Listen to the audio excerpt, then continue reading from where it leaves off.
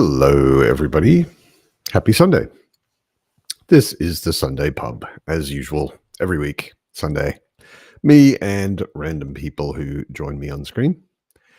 I don't know who's going to join me on screen this time. Maybe nobody. I got a couple of no's and I got a couple of maybes. But Fitz is here.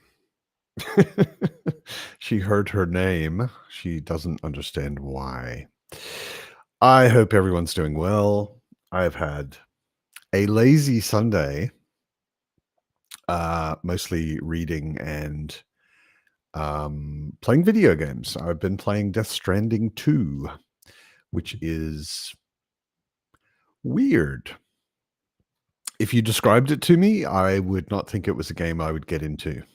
But strangely, it is. I played the first game. Now I'm playing the second game, and very into both of them. I really enjoyed them. So look who is joining me. Jared, who I kind of expected, and Brian, who I totally didn't expect. I just show up unannounced. You're just there, or usually not. Yeah. Hello, Jared. Hello, Matt. Hello, Chad. Good to see you both. How are you doing? Great. How are you guys? I'm okay. Yeah. Well, I'm glad you're here. However you're doing, I'm glad you're here. Yeah, Being here is half the battle, right? Exactly. Yeah, it's been a hot minute since I joined the pub, and yeah. I was like, well, I'm not even going to reply to Matt's message. I'm going to just show up, and yeah, here we are. Now I know if you don't reply, you're probably going to turn up. Because usually you reply with a very polite, no, not this weekend. Not this Sunday. But anyway, Peter is also here. Hi, Peter. Osa. All the pub regulars. Jerome is here. Thornall, good to see you. Ida is here. It's kind of lower numbers than a lot of Sundays. But it's very random. Like some weekends, it's 50 people right at the beginning. And sometimes it's like 5 or 10 right at the beginning, and it gets up to 30 or 40 or something. But we'll see. I Say Mice is also here. Good to see you, mate. Yeah. You two are video game players, aren't you? I'm not. Jared's not. Okay. Absolutely. Yeah. Yeah, I know you are, Brian. We've talked a lot about it. Have you played Death Stranding? I have not. I have not. Weird. It's so weird. The first one looked just really kind of like not my thing. And since I didn't play the first one, the second one, and honestly, I have not been playing games at all. Okay. Ever since I finished Baldur's Gate, the only thing I've played since then was when Oblivion Remastered came out. I put like maybe 20 some hours into it. And then the nostalgia of it wore off. And I was like, you know what? It kind of feels like a 20-year-old game. And I did the same thing with Oblivion. I was like, oh, wow, cool. And then I got into it and I was like, actually, I have played this quite a lot already. It's been a while, but I have already played it quite a lot. And it was good at the time. It's a good game to play once. Yeah, but, I mean, I also didn't get it's great. And like for people who've never played it before, it's probably a lot of fun. But as I started doing the quests, I started remembering, details like the vampire quests, and it's like, oh yeah, got it, Yeah, whatever. I already know how this goes because I've done it at least once before, and yeah. Well, I mean, speaking of a lot of fun, there's Joe. Hey guys, it's a sausage party. How you doing, guys? How you guys doing? Pretty good. Good to see you, Joe. Yeah, I can be here for a little while. I'm gonna have to bow out. Yeah, in about an hour. But thanks for happy to be here. Stopping by a little bit. Yeah. Are you a video gamer at all, Joe? I am really not. Okay. The closest I come is reading Dungeon Crawler Carl. That is not very close. It's lit RPG. It's almost the same, isn't it? Yeah, but it's not. Okay. Fair enough. As someone I'm who's all- read some Dungeon Crawler, Carl, Okay, and plays video games, Okay. I can tell you. I will bow to your expertise. Dungeon Crawler, Carl just made me want to play video games, which doesn't feel like what a book should do. I respect that. Yeah. I'm all about the tabletop, all about the role playing game. Yeah, no, I mean we've got that in common for sure. I know that, Jared. Yeah. I did a lot of that when I was younger. Yeah, I did a lot of it when I was quite young. Started when I was in my teens and maybe up until like university age, sort of 20s, early 20s. Played a lot and then got out of it totally for like 15 years and got back into it much later. I never stopped.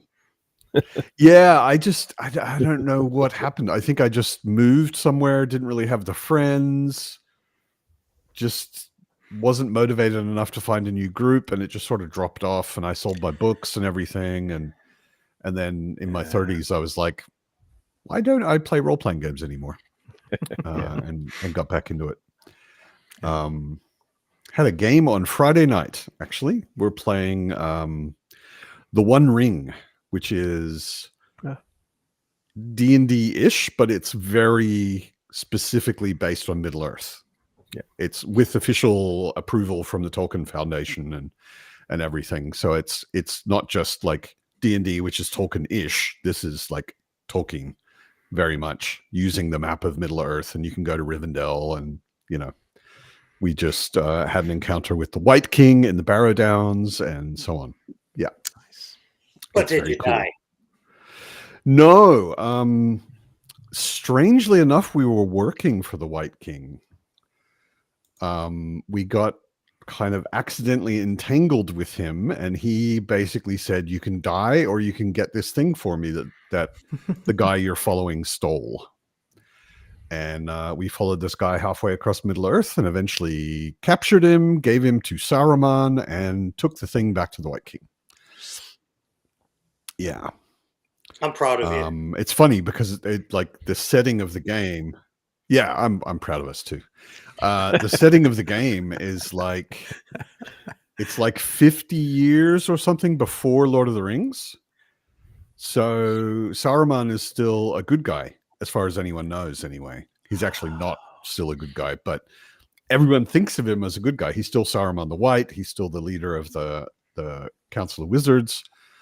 So it was kind of funny having an encounter with Saruman and not trying to kill him, which I'm sure he deserves. But you totally should have. Yeah, I with the DM. I was totally like, we'll save the world. Stab, stab, stab.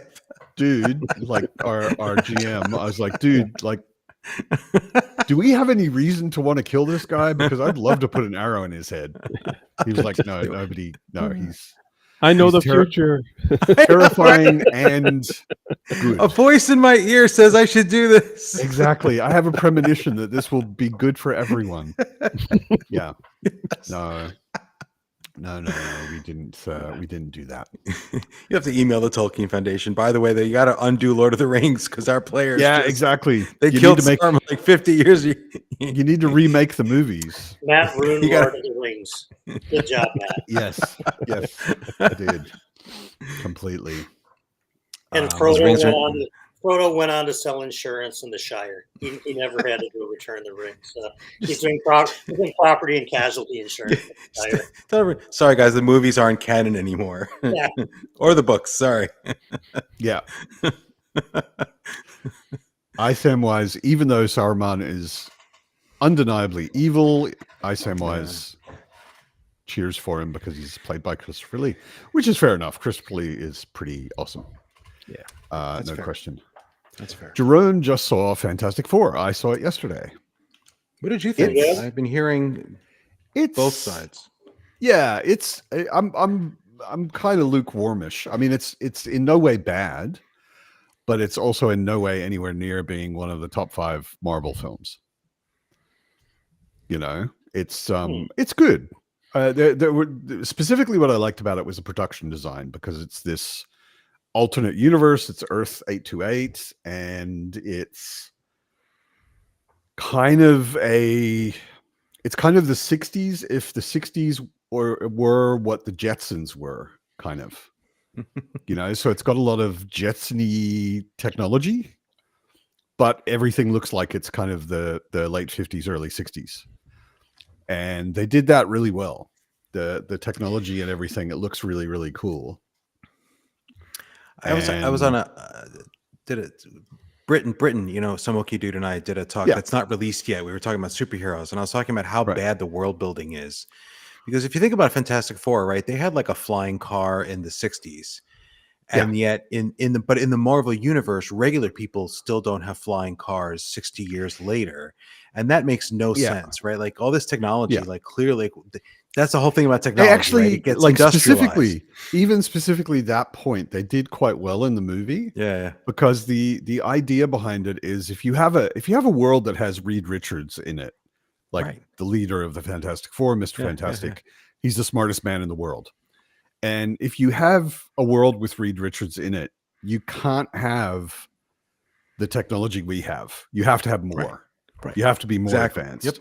Yep. So in the 60s, they had flying cars, but Mr. Fantastic and the government, I guess, only allowed them to be driven for official purposes. So the cops have flying cars in the movie, and the firemen and whatever, they have flying cars. But like, if every idiot on the street had a flying car, you'd also have a lot of flying fireballs, and flying wrecks. So it does deal with some of that stuff kind of well. And I mean, as I understand it, the projected arc of all of this is that movie sets up the Fantastic Four in Earth 828. And then I think in the Doctor Doom movie, the Fantastic Four is coming to Earth 616, which is the normal Marvel Earth. So, yeah. Fantastic Four is a Terra Ignota prequel. Interesting theory. I don't know if I would agree. They went wrong by not casting Mole Man as the villain. It's been much better than Galactus, but he should have been the main villain. Mole Man is awesome. I mean, he was in the movie. Okay. Right. Mole Man is in the movie, but he's kind of a comic relief character. That's the problem. And he doesn't do any villainy things. Issue 1, they faced Mole Man. Those guys knew what they were doing.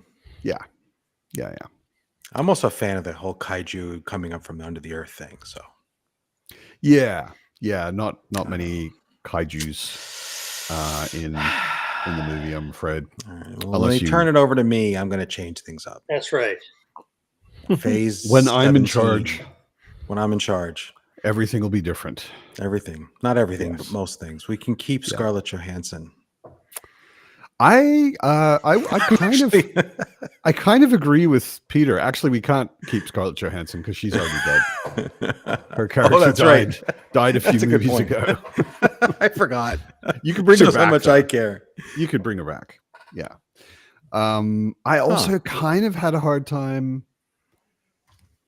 buying Pedro Pascal. Really? Or not buying him as Reed Richards. More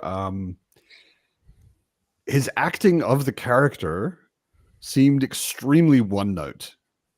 Like he seemed to basically be worried, and that was it all the time, no matter what. There just didn't seem to be much of an emotional range happening. It was just like he was always worried. That's a philosophical point, right? What if you're the smartest man in the world? Where are you going to be? You're going to be really worried. Yeah, true. True. Maybe you kind of have to be. Or you find a way around that, Yeah, I guess. Oh, that's interesting, Rogue. I guess I avoid the right places on the internet, like places full of right-wing nut jobs. The Silver Surfer being female didn't bother me at all, not even in the slightest. And she was actually it's the redneck girl from Ozark. Yeah. I forget the actress's name, but she's great. Yeah. She is Julia awesome. She did a great job as the Silver Surfer. She was very, very good as the Silver Surfer. Yeah. Oh my God. I, Samwise, has actually seen the 2005 Fantastic Four. I thought nobody watched any Fantastic Four movie yet. All of the reviews I've been hearing about it, and everyone's like, I know that this isn't really great praise, but it's the best Fantastic Four movie yet. It's like, well, it better be better than the first three, because all of them were garbage. Yeah. They really were. He doesn't seem extremely intelligent as Reed Richards. Yeah, I can kind of see that. Yeah, but overall, the film was fun. I liked it. Cool. Like Mitch said, it is like Fallout, retro futuristic in a way. Yeah. Cool. It's and that part they really did well. And there are lots of fun and interesting Easter eggs in it. Like there's actually a scene where you briefly see Stan Lee and Jack Kirby in their comic studio looking out the window at the Fantastic Four doing whatever they're doing. Cool. There are lots of little cool shout outs to different things. Yeah. That's fantastic. How is it that anybody knows anything about the 2005 Fantastic Four? Oh, My yeah, God. I saw that news that he died. Yeah. Yeah. Funny timing since they're working on the new Doctor Doom movie. With Robert Downey Jr. playing Doctor Doom, which I'm really interested to see how that works. But like Iron Man is now Doctor Doom.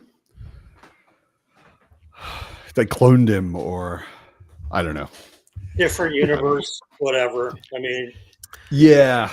There's all sorts of theories floating around because they haven't said like how this happened, but there's also a theory floating around that he actually, when he did the snap and put everything back together, he survived that. But he always had, like Tony Stark in the movies, always had kind of slight totalitarian tendencies. He was like, we're going to protect the world whether they want it or not kind of thing. And that is kind of Doctor Doom's shtick, you know? That's kind of what Doctor Doom is about, actually. He's like total control because things would be bad if I didn't take total control, you know? Benevolent fascism. Yeah, exactly. What's the downside? Yeah. Ask Captain America. He'll explain it to you at length. Yeah, okay. Jerome, I don't think there was an after credit scene that showed Downey as Doom, but there was an announcement at Comic-Con where he went up on stage in the Doom costume and took the mask off. Actually, he went up on stage with like 20 guys in Doom costumes, and one of them took the mask off, and that was Robert Downey Jr. So, yeah, and it's been officially announced he is definitely coming back as Doom, but it's unclear how Tony Stark got to be Doom, or is this a clone, or is it parallel universe Tony Stark, or he needed a job. Tony Stark had a twin. I don't know. I don't know. Exactly. I mean, he was out of work after the snap. Yeah, I don't love the idea. I mean, I feel like somebody at the studio was just super unoriginal, and they're like, we got to figure out a way to bring Robert Downey Jr. back and save the MCU, and let's give this a try. I don't know. I mean, maybe the movie will surprise me and I'll be taking all this back, but I don't know. I think it's a desperate reach, and if it works, fine, but I don't think they need, I mean, maybe they did need to do it. I don't know, but wouldn't have been my pick. Then again, I'm not a Hollywood. Yeah. I mean, it does smell a lot to me like a bean counter at Marvel. Yeah. Said, you have to put Robert Downey Jr. in another movie because he sells movies more than anything else. And they were like, well, Iron Man doesn't really make any sense anymore. And they're like, Grok, how do we get Robert Downey Jr. back in the MCU? Yeah, right. This is what it spat out. Right. Yeah, make him Dr. Doom. Make him a fascist. Yeah, that sounds like Grok. Yeah. Multiverses are, I will not stop thinking that they're just a terrible idea for storytelling. Because they take away, they ruin stakes. There's It's like, right. your girlfriend dies. Just find your girlfriend 686 instead of 687, and Oh my God, Joe! Or just are you telling me that I might have a wife on 686? I should go find. I think your wife is on 828. 828. But there's a world where you have a wife and where you on that world have died in a car accident and she's missing you. Oh, like you just have to go find you could it, just right? you just need Doctor Strange to make a portal for you. Yeah, oh you my see the God. right portal. You know, all these years I've been wondering what I should have done. I should have gone to the Himalayas and trained under the Ancient One and learned how to make portals and fought Baron Mordo. I missed that clearly. The funny thing is the first Doctor Strange movie wasn't filmed in Kathmandu, but it was meant to be Kathmandu, where he goes.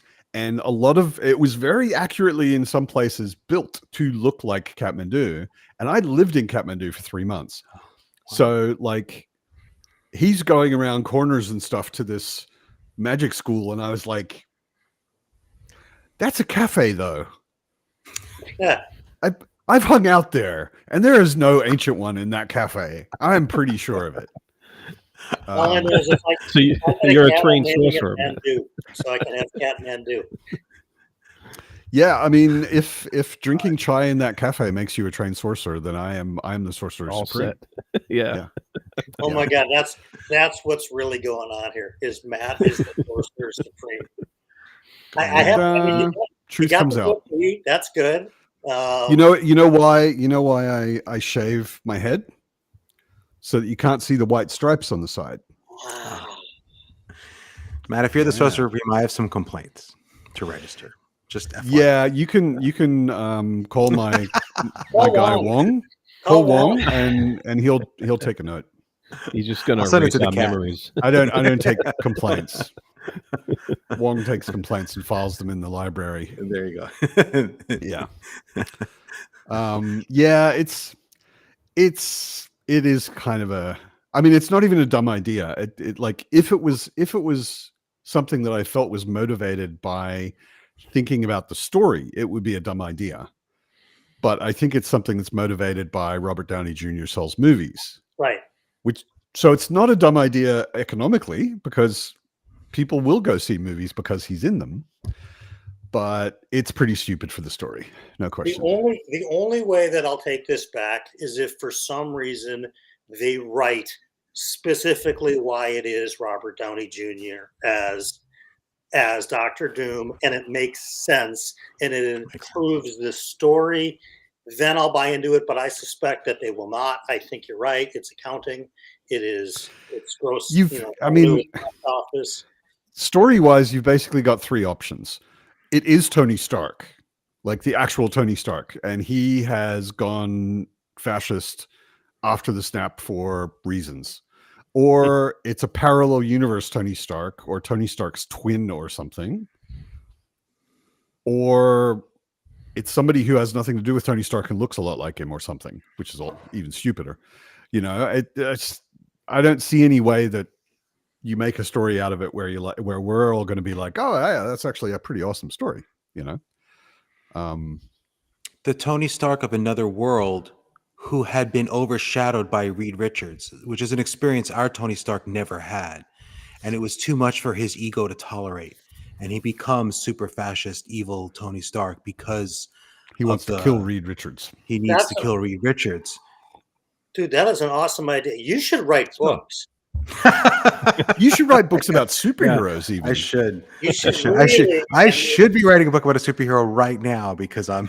I said I'm going to join the pub for an hour. Right now, I'm so behind in reading. I'm like, I'm throwing in the towel. Yeah. My book reading is just like, ugh. I was supposed to be done with this a week and a half ago.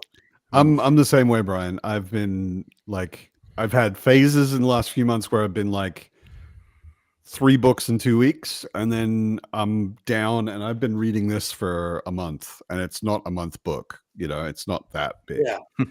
Come here. Yeah. Come here. Little Fitz cameo. I just realized I'm not going to be able to read all the books I wanted to before Worldcon. I was like, I'm going to try to read all the books written by people I'm going to see there and hang out with. And I'm like, I don't have time. It's not going to happen. I don't read. I'd have to read like 2 books a day. And it's like, nope. Yeah. I will tell everyone I tried. Yeah, unlikely. By the way, I've got bad news for you, Brian. But there's going to be another world where she's not. Like that's what's just annoying. How distant of a cousin? Yeah, right. Like, yeah, first cousin, fourth cousin. Like, what are we talking? Second cousin to third cousins. Okay, right? Eighth cousin removed. Yeah, we'll go for it. Yeah. We're all cousins.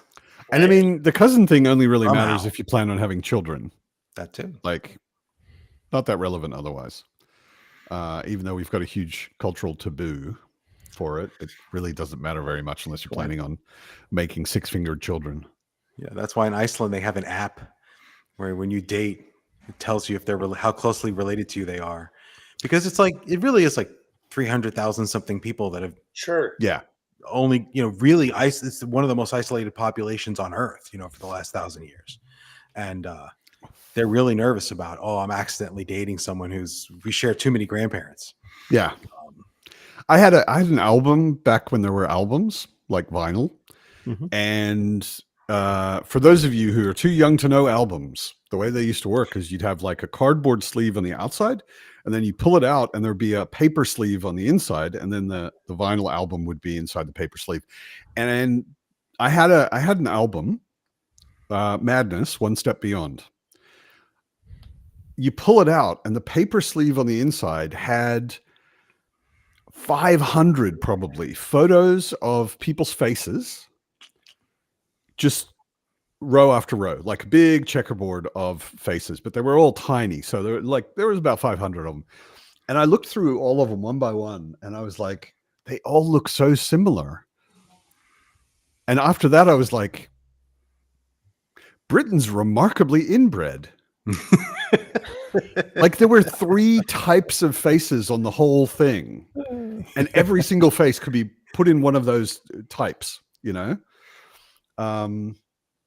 really, really similar looking people, which actually, I mean, makes sense in a way because it's an island, and it was a long time ago, the last time it was invaded and got a huge influx of people from somewhere else. If you go back far enough, a lot of populations have these bottlenecks where we're all descended from just a very small group that survived some ice age or starvation or drought, whatever, and then they multiplied and filled the available space. And that's just how it works. So apparently I collect vinyl. Vinyl sells more than CDs now. The kids are all over them. The kids. The kids. Okay. Knock yourselves out, kids. Well, yeah. It's not hard to outsell CDs when CDs aren't selling. I was going to say, like, who buys? Like, can you even buy CDs anymore? Yeah, you can. I like to buy. I like to buy the actual thing and download it myself and own it rather than just doing digital stuff. But Tori was invited, but has migraine. Oh no! Oh well. Yeah, glad to. It's the heat index here is like 110 today, and like there's potential big thunderstorms coming. The dew point's like 70 something. So people that are kind of like subject to migraines with barometer stuff, that would make total sense that Tori's dealing with a migraine right now because the weather here is ridiculous. Ouch.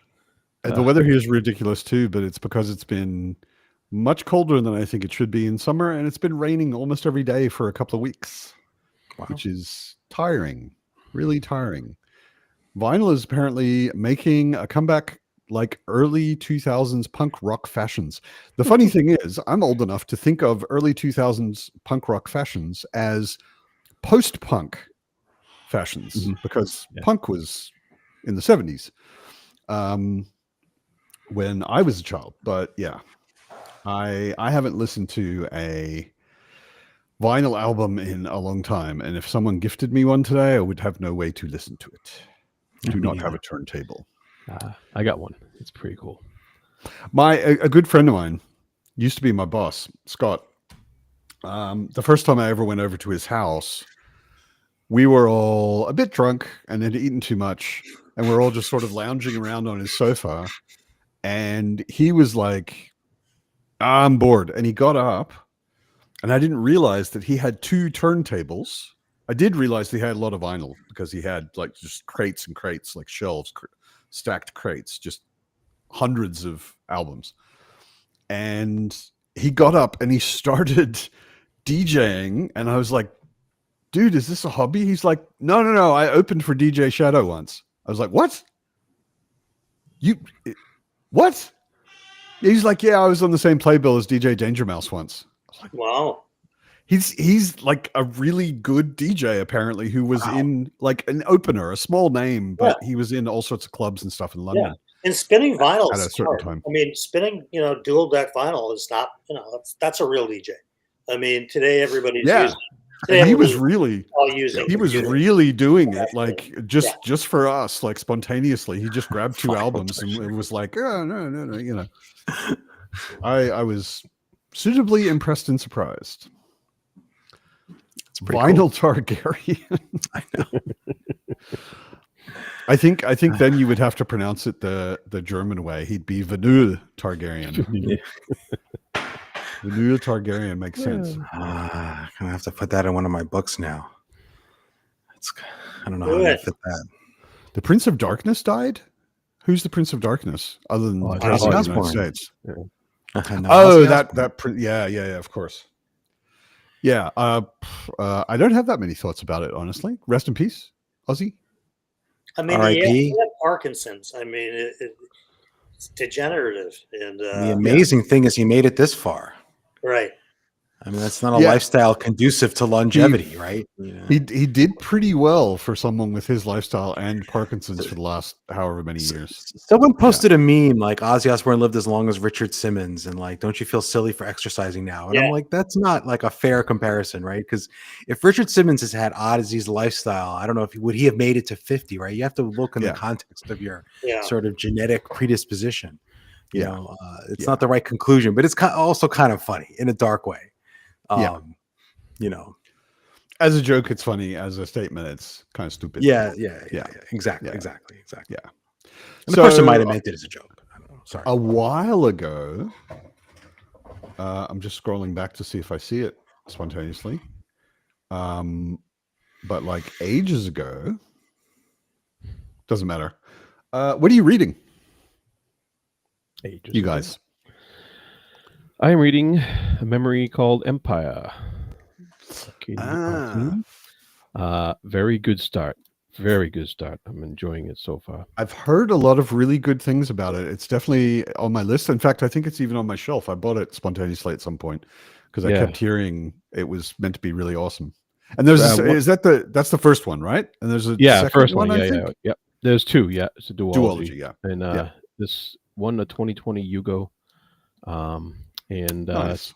Very, very good start. Quite pleased with it so far. So, what's a really vague, non-spoilery, general? Well, it's space opera. An ambassador is far from home.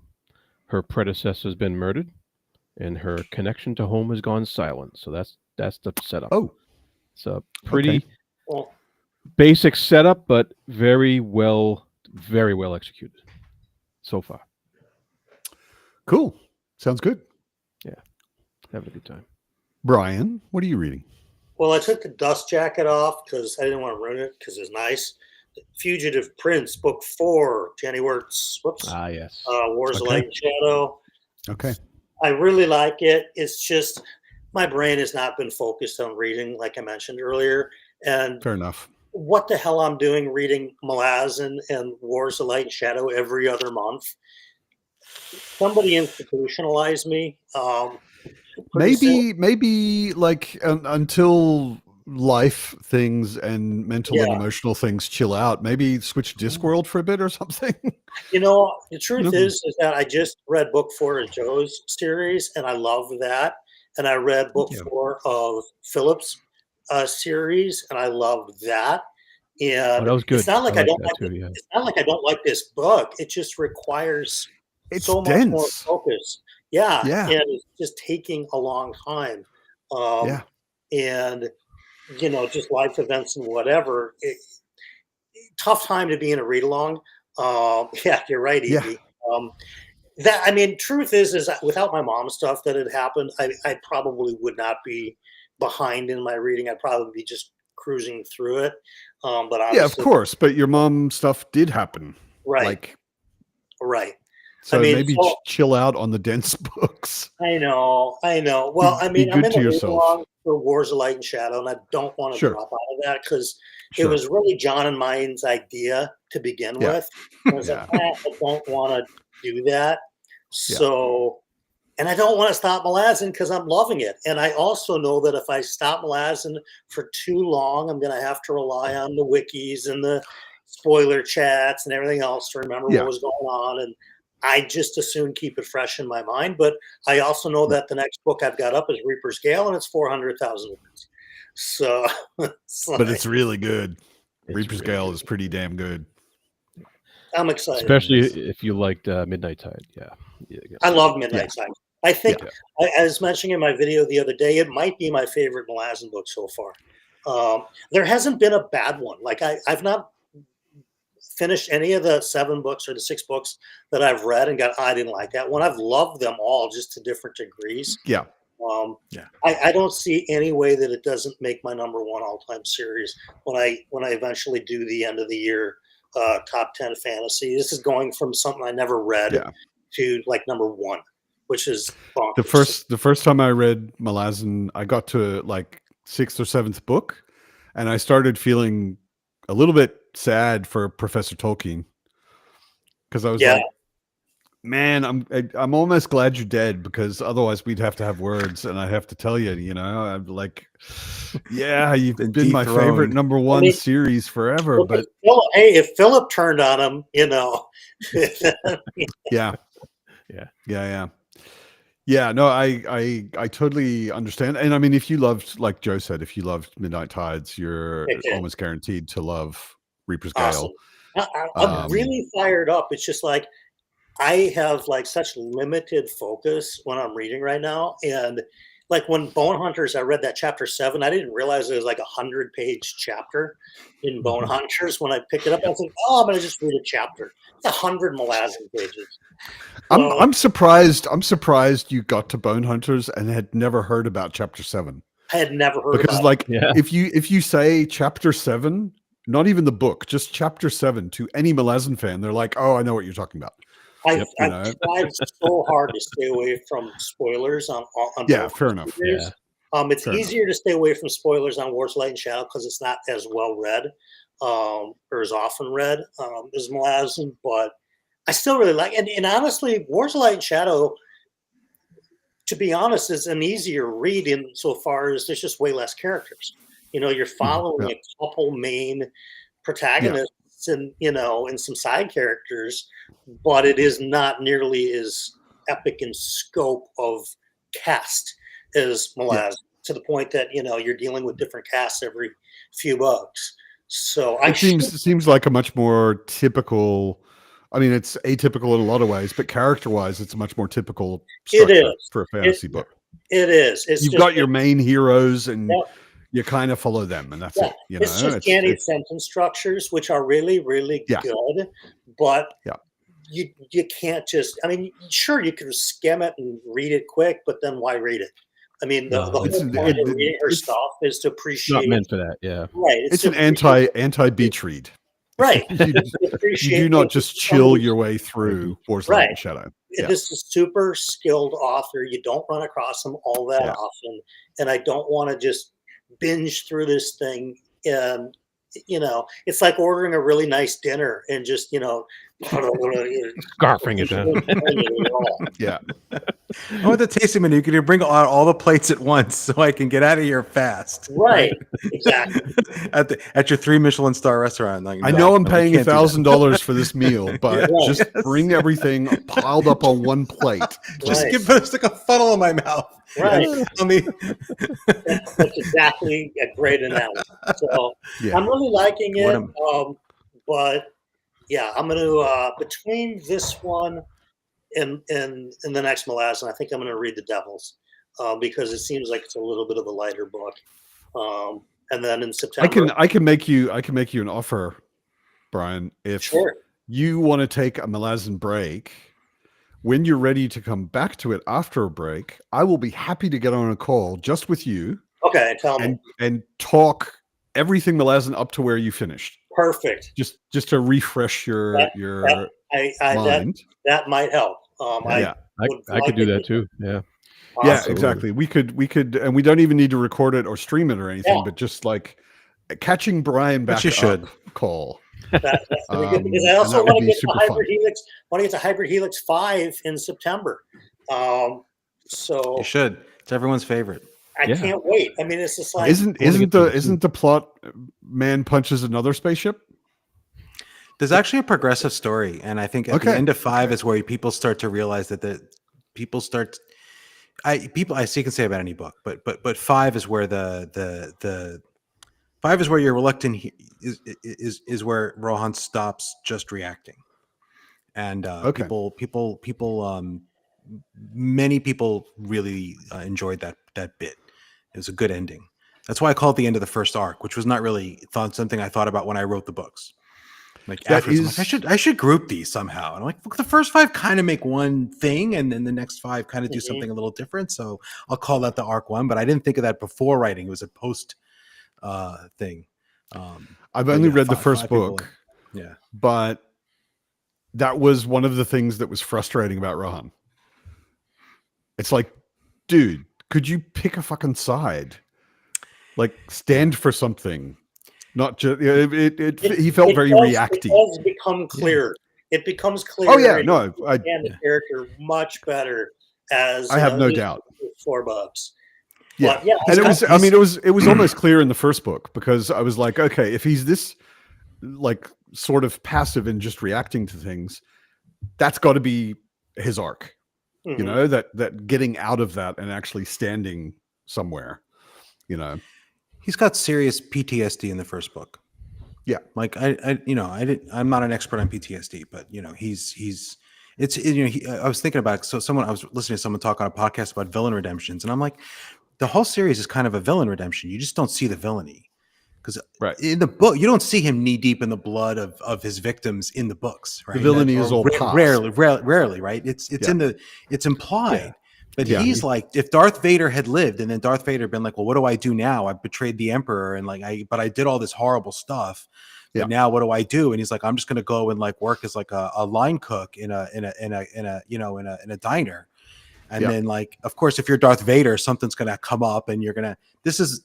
I didn't really think of Rohan as Darth Vader, but like that's kind of the. I think now you gave me an idea. I want to see Darth Vader not as a line cook, but as a Benihana chef, and he's using the lightsaber, cook and slice in one. The onion volcano.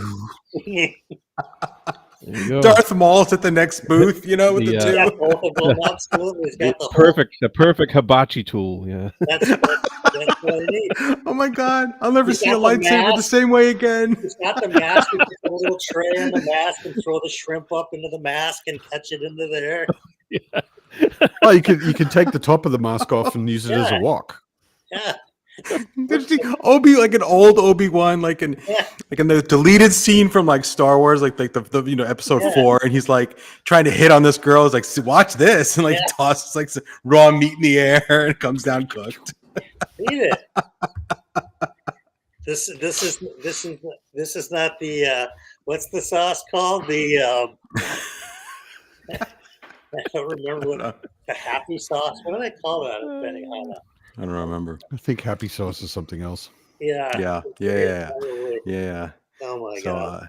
Evie asked what I was reading. I'm in Dungeon Crawler Carl book 4. I'm going slow. I'm going slowly. I love those. I love those books. Nice. And I just finished Trader's Blade by Sebastian de Castell, which, as much as I expected it to be good, it was significantly better than I expected. And I expect it to be really good because I met him and he's like a super like intelligent guy who speaks about writing and he says really interesting things. Because I've seen interviews with him, which is why I spoke to him at DragonCon, which is when I hung out with him for a few hours, quite a while. And he's a super like, and usually people who are like that, they're going to write good books. If you really jive with them as a person, you're usually going to, not always, but then I read the book and I was like, oh, this is like way better structurally than I thought it was going to be. Like the ending of that book, Trader's Blade, it like sets up all these things. And in the end, it just knocks him down. And you keep getting the one more like surprising yet inevitable tie thing. Oh, this was connected. Oh, this was also connected. Oh my God, I didn't think that was connected, but it is. Just this beautiful like dominoes. So nice. Good book.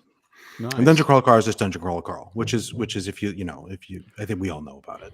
Yeah. I don't think it's been talked to death. I mean, not I don't mean that as a negative, but I just apparently Tori's migraine is better. Oh, no, Sweet. I just I'm meted up. Meted up. And Excellent. I was feeling some FOMO, and there were too many cool people for me to not pop on for a little bit. So yay, took drugs. some, yep. Evie, I don't think Alan knows who I am, but that's okay. I'm sure Alan knows who you are. To be honest, I kind of expected De Castell to be not that good because Alan loves it so much. Oh no. Ouch. that is an ouch.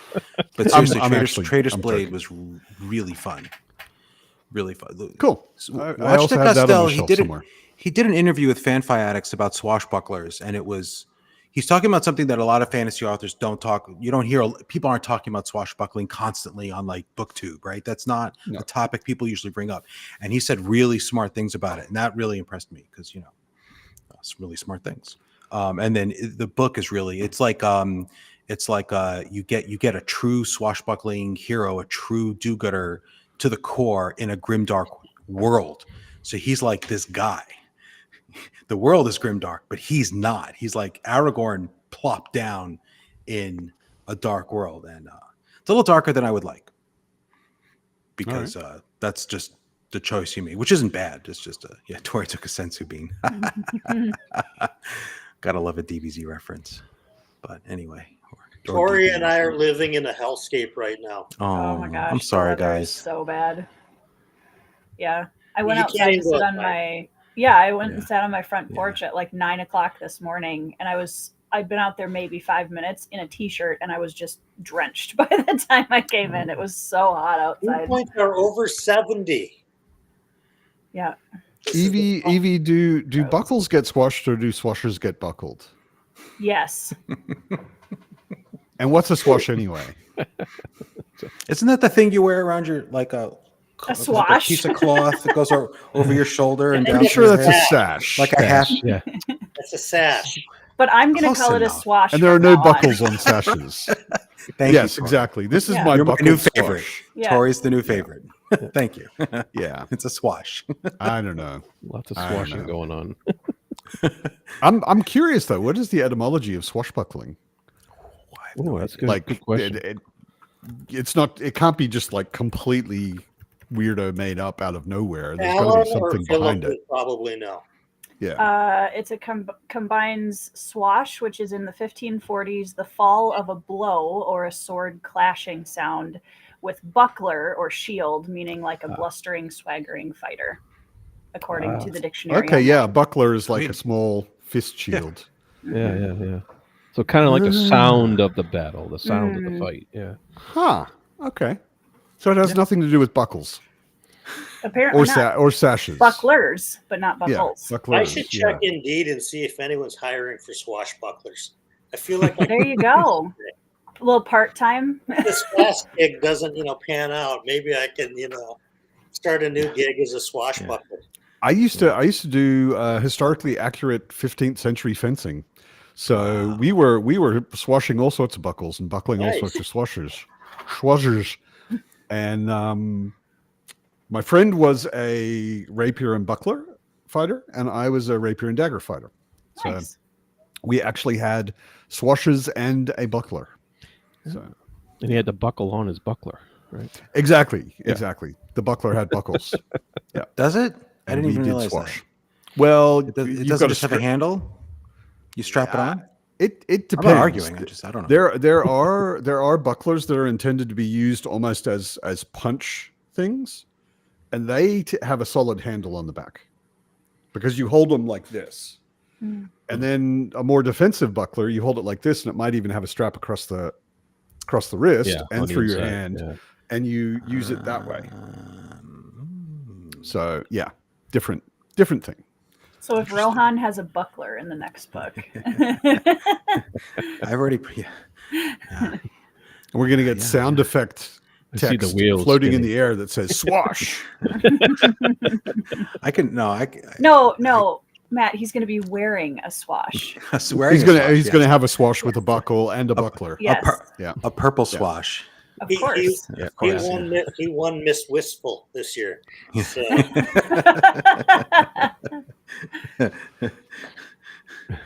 Yeah. So there's apparently some great coats love out there.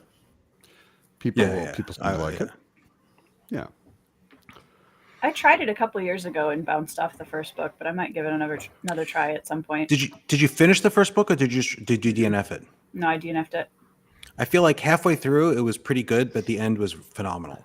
Okay. Like there's a dramatic improvement in the second half. Like where you thought it was going, where I felt it was going in the first half, I was like, this is pretty good.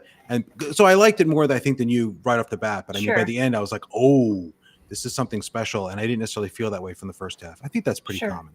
Yeah. Okay. But not every book does that, right? Some books flatten out. The ending's fine, but I don't know. That was my experience. Cool. I also, at some point in the past, I was totally joking about Alan, by the way, because I heard him talk about it and I immediately bought it back in the day. But that was like a couple of years ago. It's on my shelf. Haven't touched it yet. But yeah, a Joe recommendation will add to the inevitable TBR pressure. Yeah, the feeling that they must all be read. I'm still reading this. It's not bad. It's actually pretty awesome. But I'm so not reading lately. I'm playing a lot of video games, but I'm not reading much.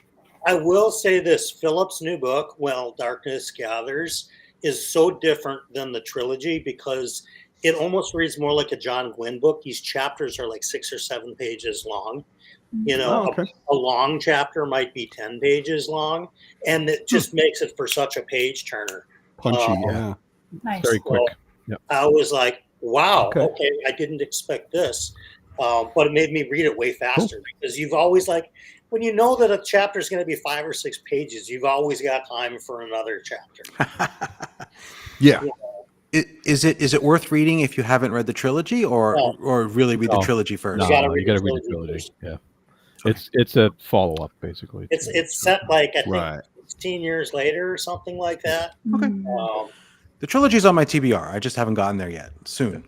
So, it's really I need to continue with it. That's also one of the many series that I started and didn't continue with.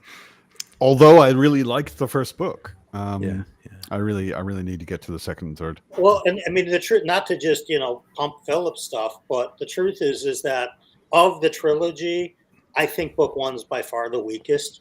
So I mean it's still a good book, but 2 and 3 are way better, espally 3. Okay, especially 3 is fantastic. Especially Matt, with kind of your overall sense of Buddhism and worldview. Yeah. I think that book 3 would hit real hard for you. So there was already, even if I didn't know Philip and didn't know he's married to a Nepali lady and didn't know that he'd spent a lot of time in Buddhist countries, and sympathizes at least a lot with Buddhist thought. Even if I didn't know all of that already, I was reading the first book and I was like, oh, this is Buddhism. I totally relate to a whole bunch of the stuff going on in here because it's just like basic Buddhism. Yeah. So for me, those books progressively got better. And the fourth book is, it's different, but it's good still. And he was telling me yesterday that Janny told him that she thought it was his best of the 4 books so far. his Okay. most recent one, that it was the most well-written book of his that she's read. Nice. So, Okay. awesome. It's good news. It's good to know. I liked the first book. Like, I didn't have any complaints. I mean, maybe a couple of complaints, but like overall, I came away thinking it was pretty awesome, and I wanted to continue. But if it gets better and then better again, and maybe even then better again, that's good to know. And you know, one thing too is that I think between book 2 and 3 is when he read Malazan, and so Malazan influenced book 3 considerably. Okay. So yeah, there's good stuff. Lots of convergence. So it suddenly gets really confusing. No. There's a whole bunch of unanswered questions that never get answered. And book 3's on another continent, unrunrelated to the first two books. None of the cast from the first two books first two. are in it, and it's totally in a different place. And and there's dinosaurs with sword hands. Exactly. Yes. That's the only thing you need to know about all Malazan. books should have. Every book since Erickson put them in Malazan, every other book should have dinosaurs with sword arms. Actually, the only other author I think that might do something like that would be Joe. I can absolutely see Joe coming up with some kaiju that has, you know, who knows? It has sword arms, yeah. Plenty of ways have sword arms. You just haven't run into them yet. Yeah. Challenge accepted.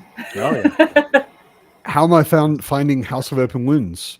I'm liking it a lot. I think it's the funniest Adrian Tchaikovsky I've read yet, which is strange considering it's about a totally horrific, gruesome war hospital in the middle of an ongoing war. I'm finding it easier to follow in general than City of Last Chances, because City of Last Chances, kind of famously, the first half of it, every chapter is a different POV. And none of them are repeated. You know, and it takes until about the middle of the book before you start getting like callbacks to a guy you saw 300 pages ago, kind of thing. And that was, especially being in a not super awesome focused reading mood, that was hard for me. That was a bit difficult. And I found myself flipping back and forth a fair bit to remind myself of things and whatever. House of Open Wounds, almost everything takes place within a 50-meter radius. Literally, it's a war hospital like MASH. If you imagine MASH in a fantasy war, everything kind of takes place in these tents.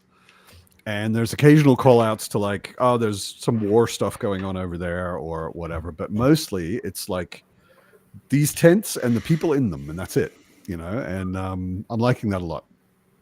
Yeah.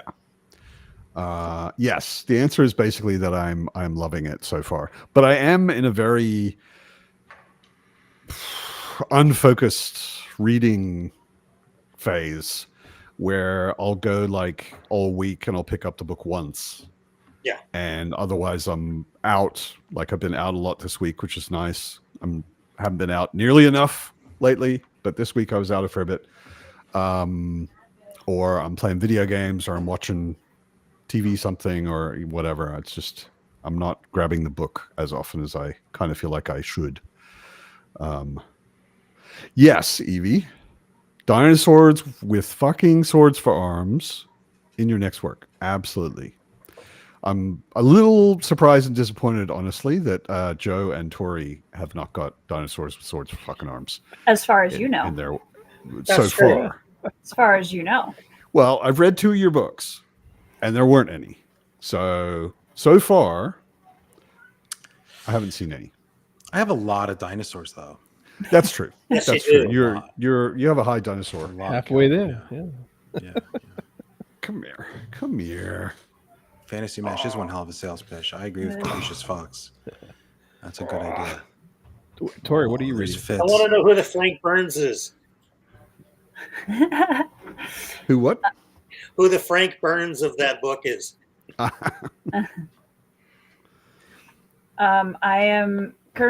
just finished Follow Babel yesterday. So I actually finished a series this year, guys. I am now reading Last Stand of the Stone Fist by Michael R. Miller, which is a novella within his Songs of Chaos series. And then I'm also slowly trucking my way through House of Chains. Yeah. Yay. You're still. I always forget where you got up to in the past. This is my last reread. Yes, right. This is my last reread, cool. And then Midnight Tides will be my first new Malazan book. I think I'm never certain, and I never have like a fixed list in my head. It always sort of comes up spontaneously whenever anyone talks about Malazan, but I think House of Chains might be my least favorite. Really? Okay. Maybe. Yeah, maybe. I don't dislike it. I might have the unpopular opinion that I like it slightly better than Memories of Ice. I like Memories of Ice. Like it's hard when you have a series that is all like 5-star books, and then people are like, "Well, which one is your least favorite?" But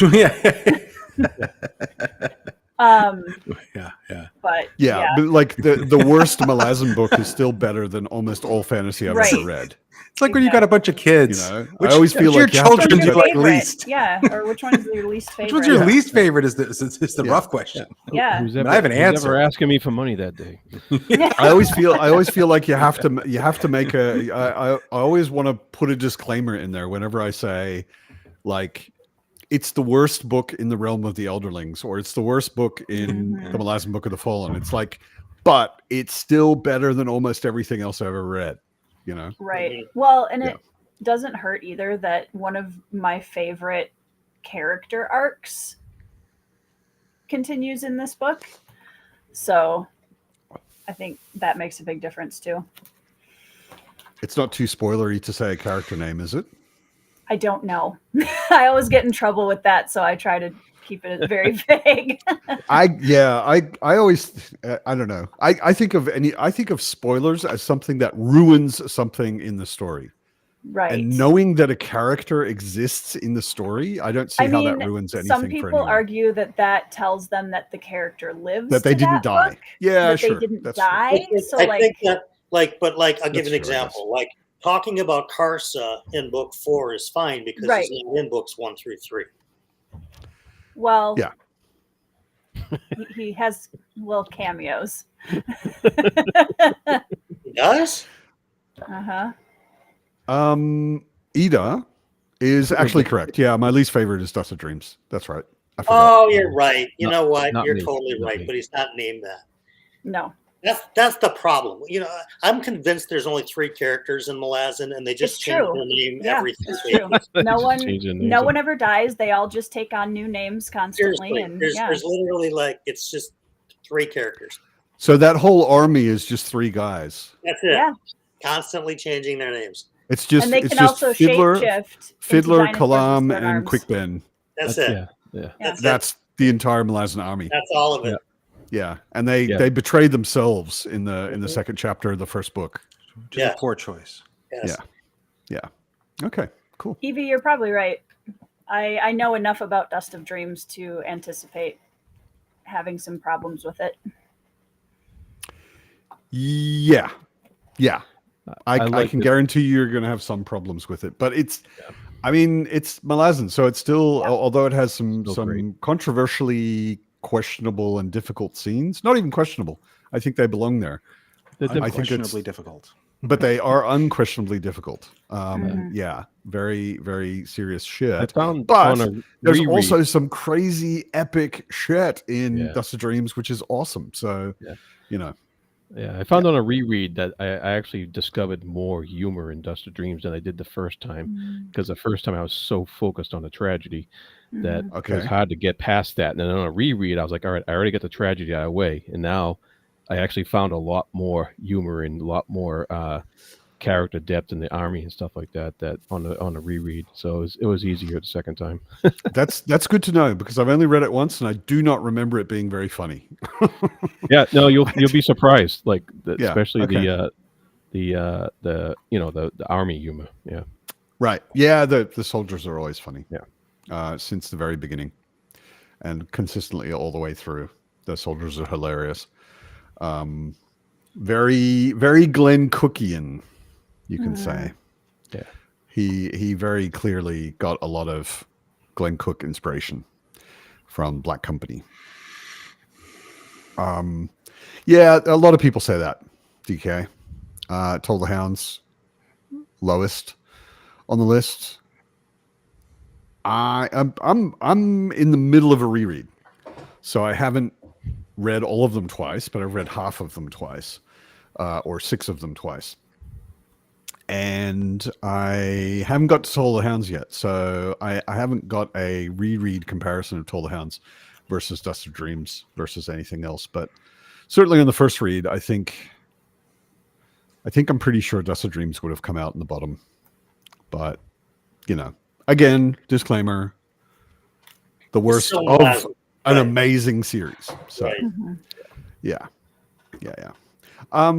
Speaking of reading, shall we? Oh, definitely.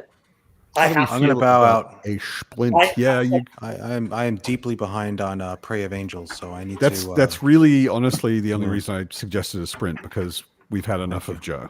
Yeah. You don't have to sprint. I'll just go, and then you guys. I knew you would leave if we had a sprint. So carry on amongst yourselves. Off camera as well, because I'm going to be either reading this book or building this coffee table that's supposed to go outside on my patio, but it's too hot to build it outside, so I might do it here. But I will be in the chat either way. Joe, is that your next book title? Prey of Angels, yeah. Love it. Great title. Thank you. But with an E, P-R-E-Y. So thank you.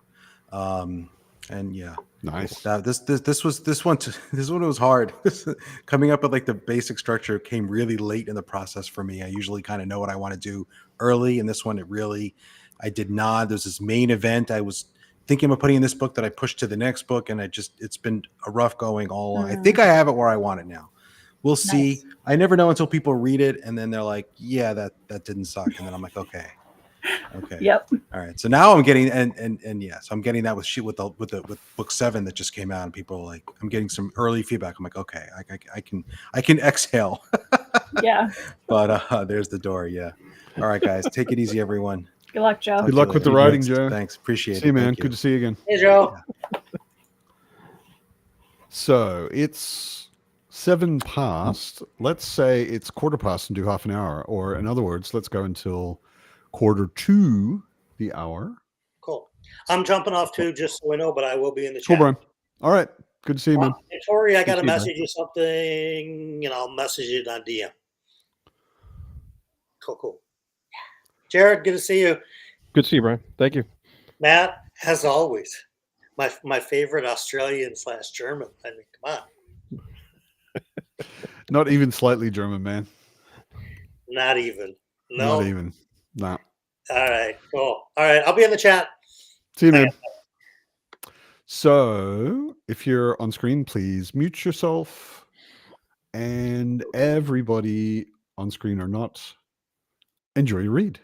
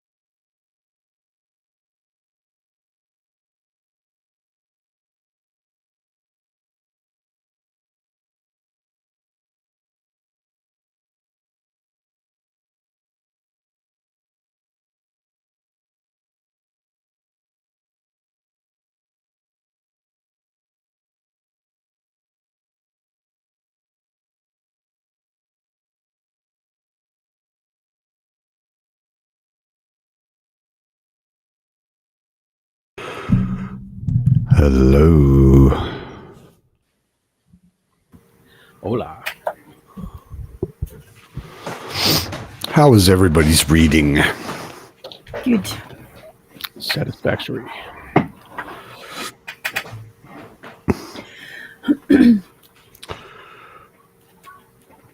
That's nice to hear, Book Lounge. That was also my first Tchaikovsky. And I've gone on to become a large fan of Adrian Tchaikovsky, so Elder Race, I have to say, was pretty good. And even if it's not, I mean, we were discussing this on a previous pub. It's very hard, I think, to recommend a thing by him, because he's written so many things in there, and so many of them are so different. Like there's nearish future cyberpunkish stuff, and there's far future space opera stuff, and there's long fantasy series, and there's just lots of very, very different things that he's written.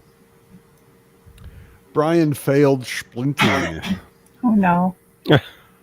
I hope, I assume and hope, Brian, that means you were building a table, which is also productive.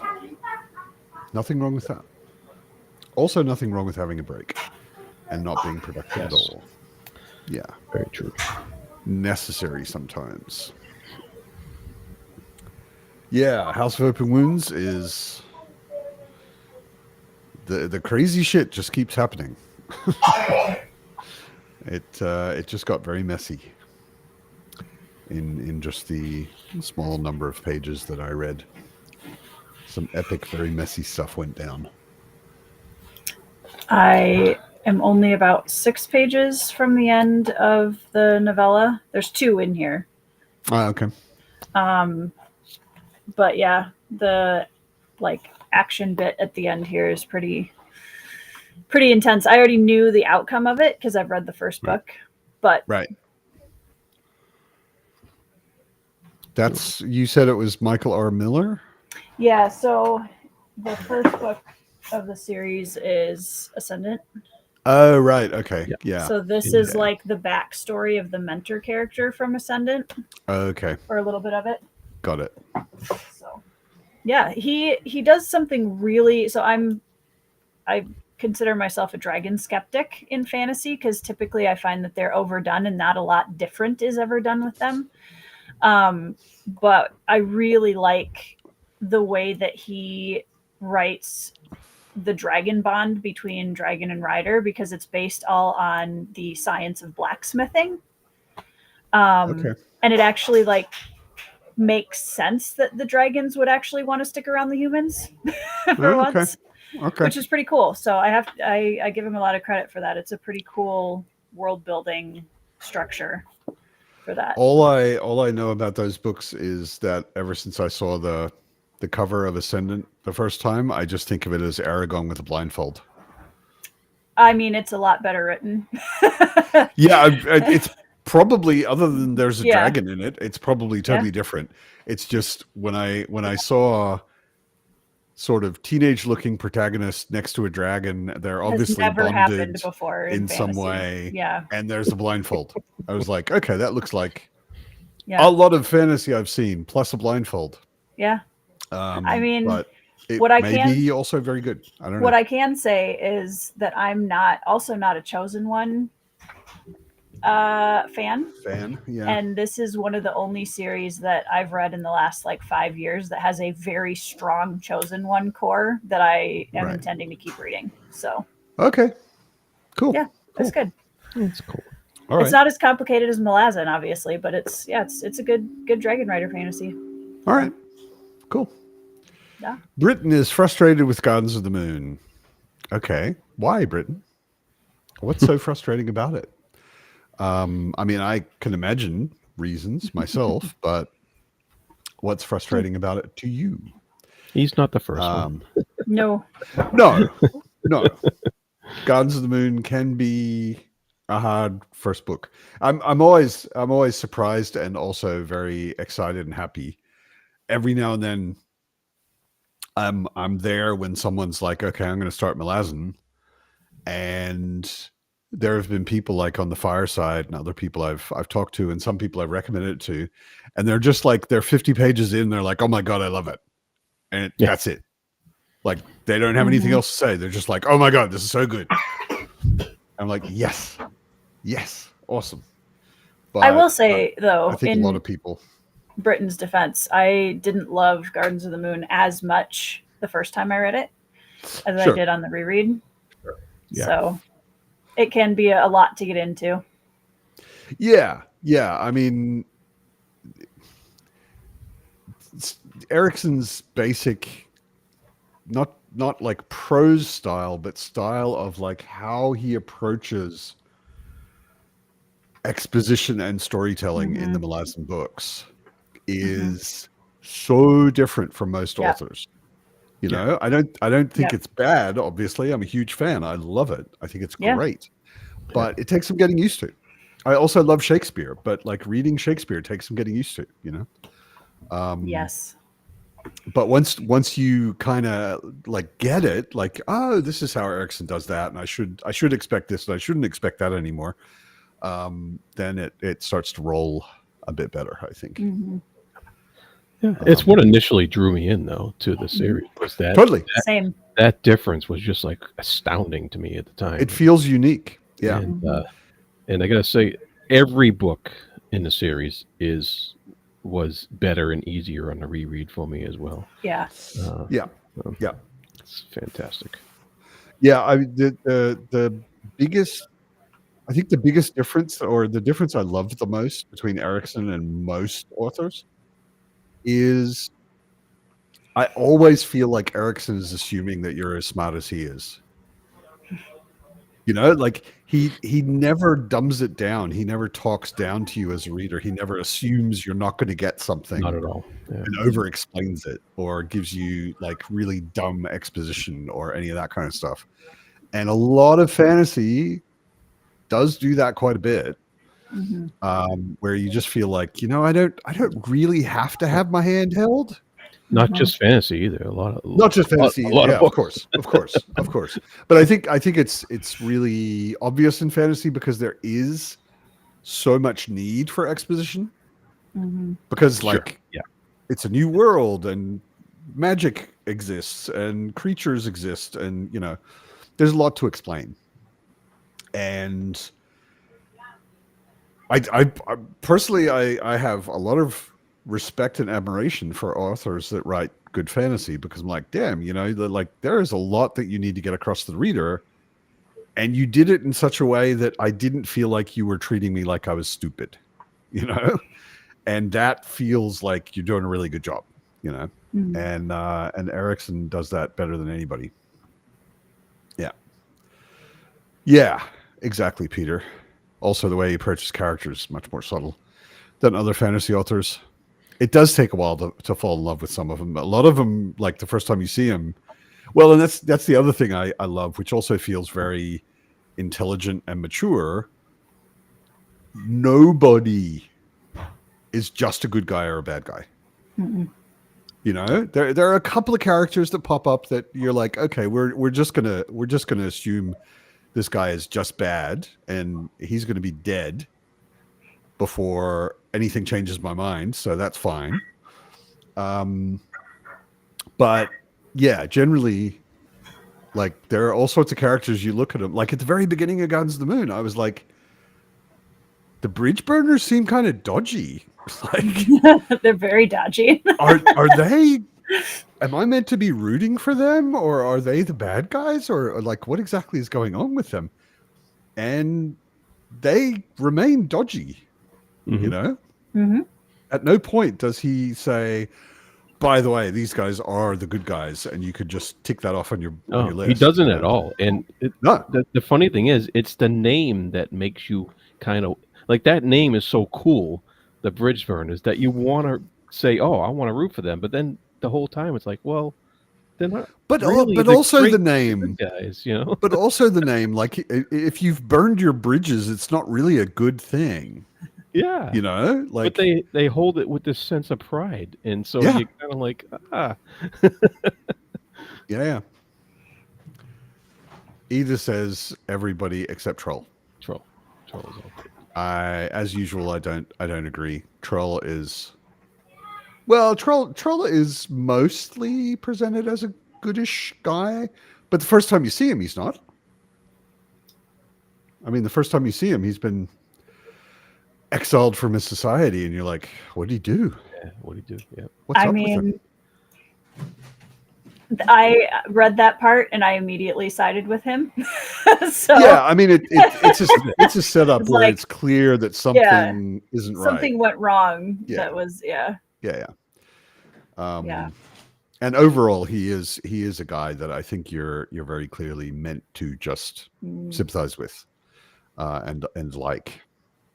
But anyway, Britain appreciates the artistry in the world building, having a hard time connecting with characters. He likes Krupp and Whiskey Jack, but that's about it. Okay, yeah, that's first of all, you're on the right side of Malazan if you like Krupp. Incorrect. A lot of people hate Krupp, and they are insane, stupid people. Proud Krupp hater over here. Yeah. If you like Krupp, you're reading Malazan correctly to start with. But as we were just saying, it does take a while to get into a lot of the characters. Well, and I feel like the way that Gardens is structured versus like when you get into Dead House Gates, which is structured a completely different way. Gardens is less of a like linear path through the story, and Dead House, I think, just from my experience, was really where the characters started to pull me in a lot more to the series. So yeah, it's it does feel there's a lot in Gardens that makes me aware of the fact that it was originally written to be a screenplay. Right. You know, it wasn't written just to be a novel. It was an adapted screenplay, in a way. So, and like Britton says, D&D battle. A lot of Gardens to me feels like a D&D game. It totally does. After Gardens, Malazan stops feeling like a D&D game. But in Gardens of the Moon, you can tell that it came from someone's D&D game. Yep. And then there are little like bridging discussions written between the D&D scenes, but it does have a very this was a role-playing game feeling to it. Especially but then when you do the reread and you look at all the seeds he planted for the rest of the series, it's just it's incredible that it's incredible that he pulled it off as that D&D game and in media res situation while still planting all those seeds. Yeah, that especially on a reread. Like I've reread 5 or 6 of the books. I think 6. It becomes really obvious, like because you know what happens in book 10. You read book 1 and you're like, oh, he was already setting up book 10 in book 1. Yeah, what? So yeah, I mean, a lot of Malazan is a cumulative effect thing as well. Yeah. Like when you've read a lot of them. Yeah. I do think like it's different as a reader to see, oh my gosh, setting up things in book 1 for, book 10 or whatever. I think as an author, you have oftentimes the ending or like the really major tie-ins in your head the whole time, and the readers are having a completely different experience with it because they don't have the whole story in their head from day one. Yeah. So to me as an author, I'm like, oh, he knew his endpoint when he was writing Gardens, and that allows you to kind of organically filter in those bits and pieces as you're writing. Yeah. It's still very cool, but I think like being in the head of an author versus a reader is just such a completely different experience with the story. Yeah. Yep. So, yeah. As usual, Ida and I think exactly the opposite things. Crocus to me was the most annoying character in the entire book, and I couldn't wait for every scene with him to be over. I was just I could read half an entire novel about Krupp. That'd be fine. But Crocus, get him the hell off the screen. I am tired of the whiny little teenager. Oh my god.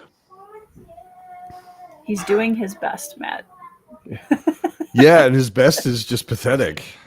Just stop with the stupid decisions already.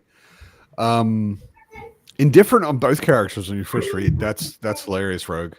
I don't know. I don't remember ever talking to anyone about Malazan where indifferent was the word they used. Funny.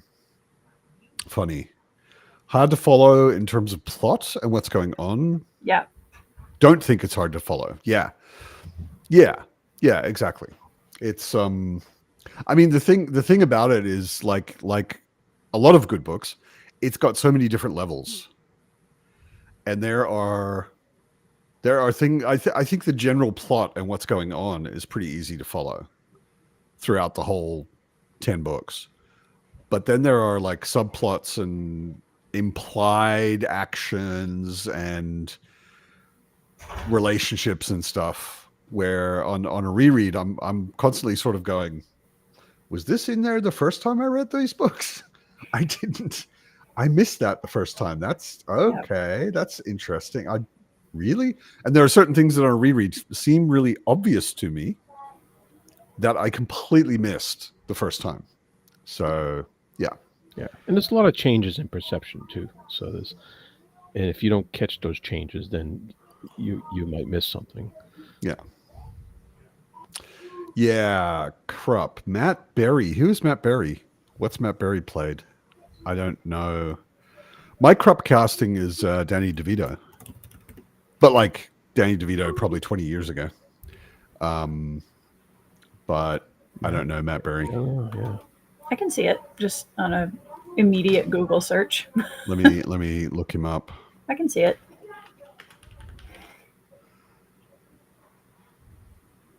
Matt Berry.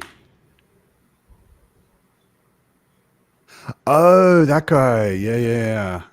He could play Krupp. That would work. Yeah, he was in What We Do in the Shadows. Yeah. Fair enough. Yeah. Not a bad call. Not a bad call. Yeah. Loving Whiskey Jack and Krupp on reread. Yeah. Whiskey Jack I still am kind of medium on.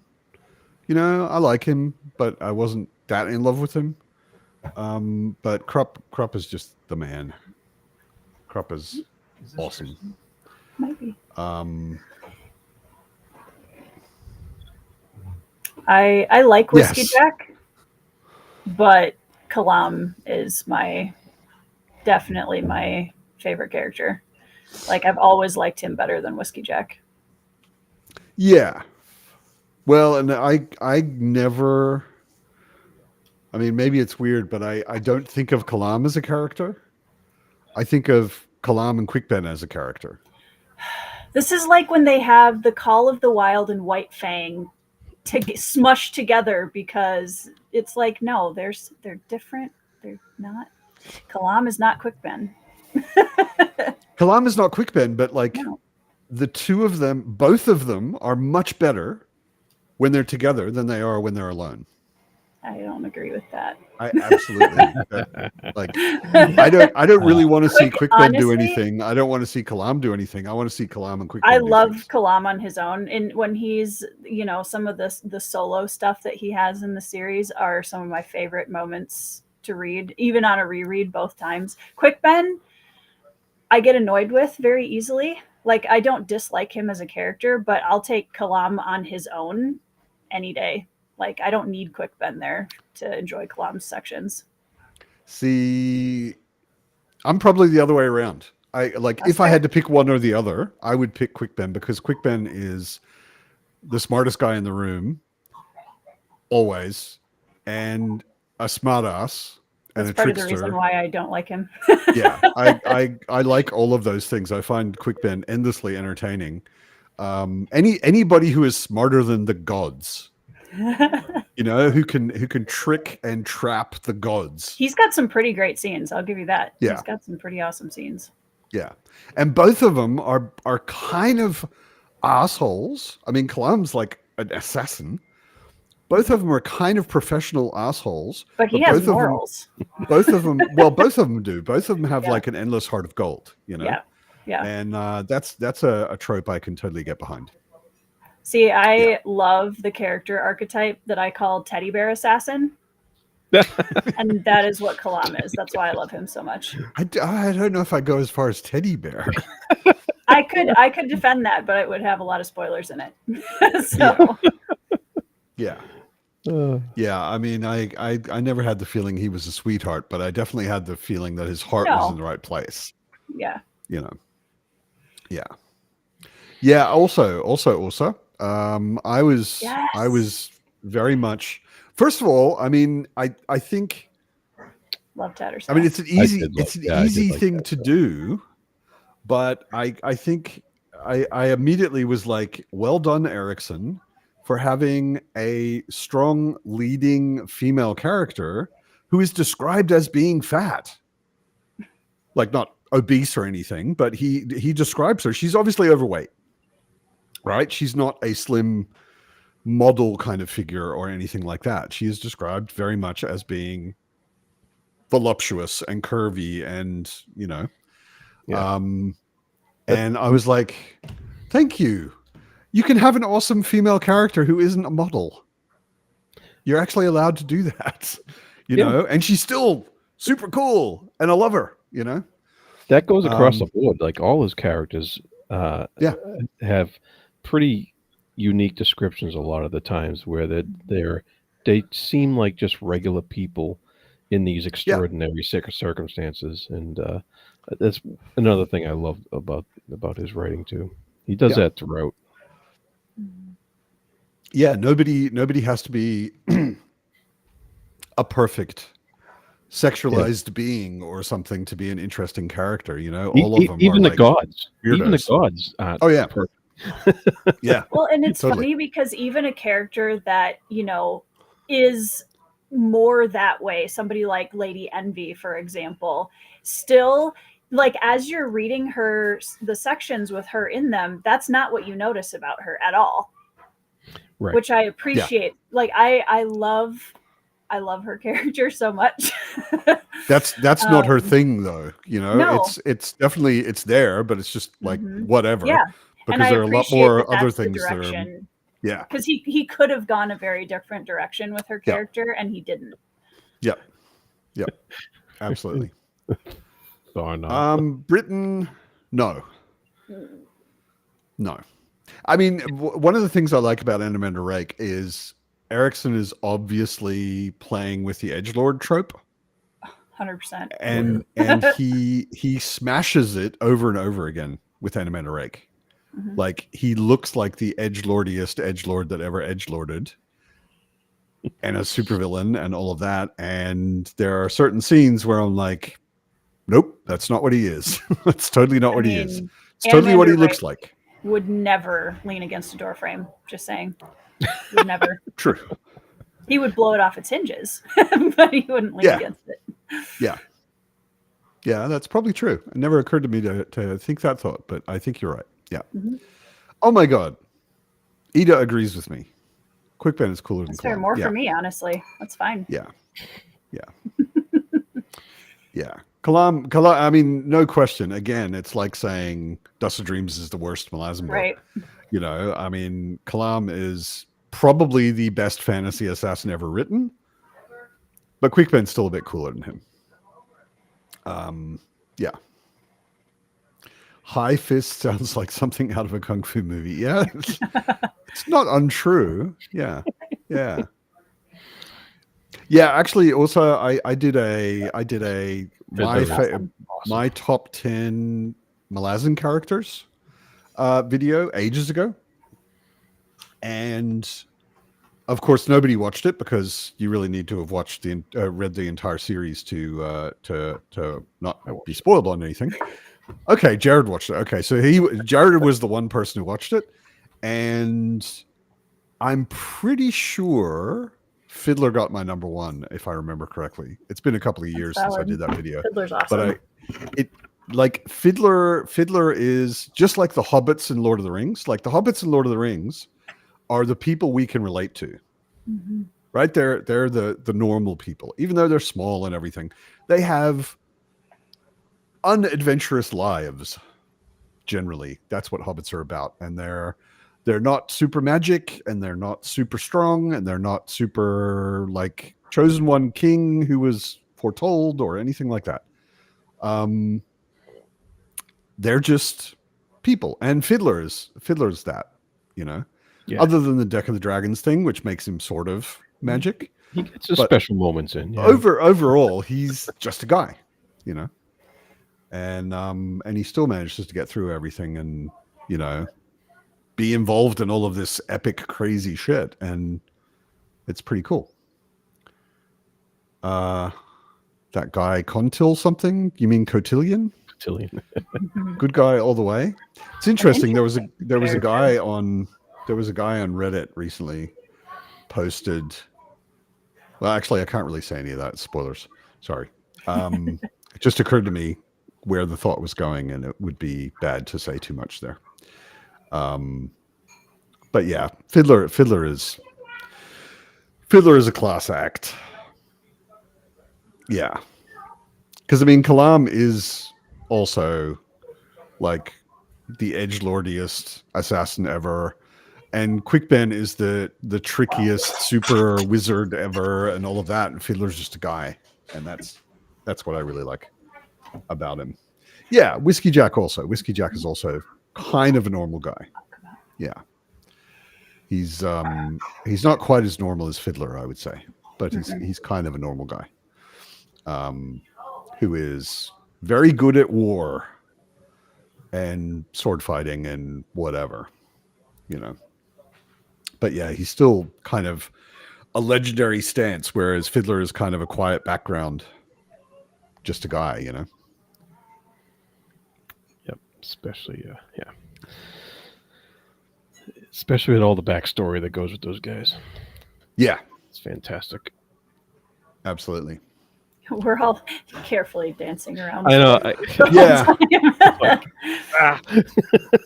Like, I can't defend any of my Kalam thoughts without spoilers, so I'm just sitting here.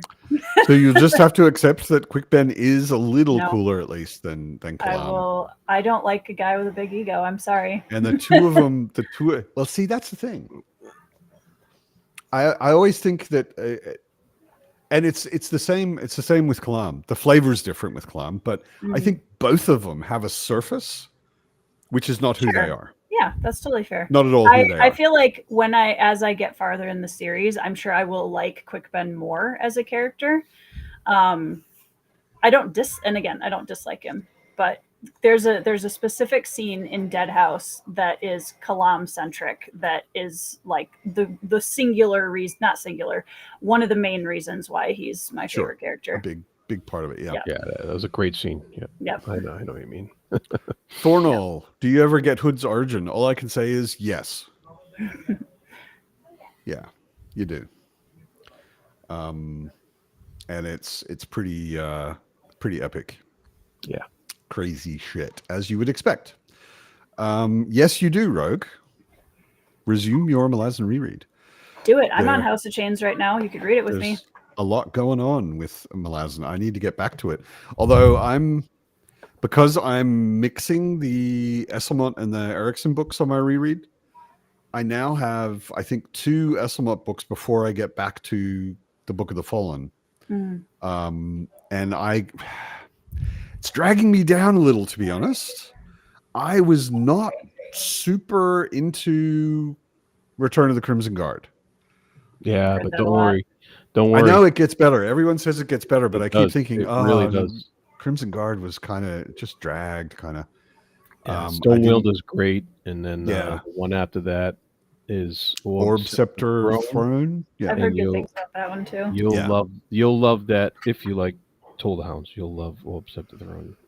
Yeah, and it's Orb Scepter Throne that the Segula come in big, isn't it? Yes. Mhm. Yeah, and I'm so keen to get more Segula. You get a lot of Segula in the Yeah. Same. It's Yeah. great.